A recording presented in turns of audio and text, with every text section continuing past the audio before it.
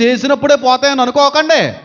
ఏదో ఒక రోజున అది కొట్టుకున్న భర్తకో కన్నా పిల్లల చౌనో పడుతుంది, అప్పుడు సత్తావు మానసికంగానే.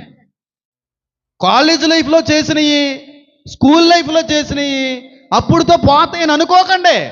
ఒక టైం ఉంది. ఆ టైంలో నీ భర్త చెవిని ఎవడన్నా పాడేయాలి. నీ జీవితం